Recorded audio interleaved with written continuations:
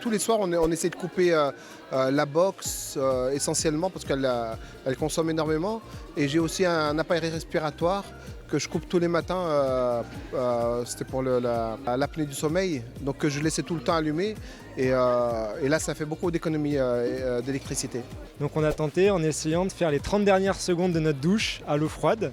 Il paraît que c'est bon pour la santé et puis du coup que ça fait des économies d'énergie. Et au moins ça nous encourage à ne pas rester une minute de plus. Dans un premier temps, peser le bois que je brûlais, ce que je n'avais jamais fait jusque-là. C'était un point de départ comme un autre. Mais un éco-geste un peu plus classique, on va dire, c'était limiter la durée de la douche en fait. C'est d'une simplicité assez enfantine, il suffit de le décider en fait. Je récupère toutes les eaux dans la douche et de ma cuisine. Donc quand je lave ma salade, j'ai une petite pompe à main et je récupère l'eau. Et dans la douche, on a mis un seau et on récupère l'eau du début de la douche avant qu'elle soit assez chaude. Ça nous fait beaucoup d'eau et on arrose avec ça nos plantes chez nous. Et puis on a des micro-implantations florales qui ont été faites par la ville de Lyon. Et ça nous permet de les arroser. Donc on est très content de ce petit geste. L'éco-geste que je conseille particulièrement, c'est de vérifier les joints de son frigo et congélateur en glissant une feuille de papier quand on referme la porte, donc entre le montant du frigo et de la porte.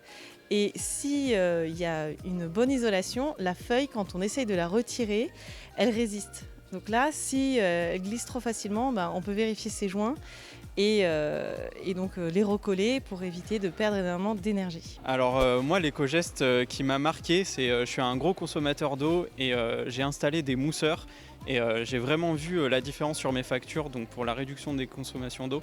Voilà, ça a été flagrant, je m'en suis vraiment rendu compte, donc installer des mousseurs.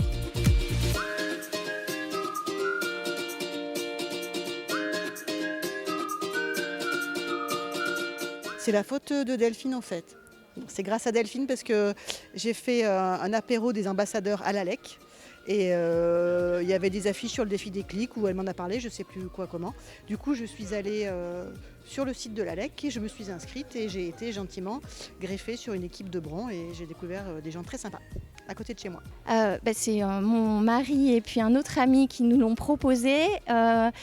En fait, plus que pour notre foyer, c'était aussi pour donner une dynamique dans le quartier. On a réussi à rassembler autour de nous d'autres foyers qu'on connaissait plus ou moins. On a fait une belle fête de départ avec une galette pour présenter la mallette, échanger.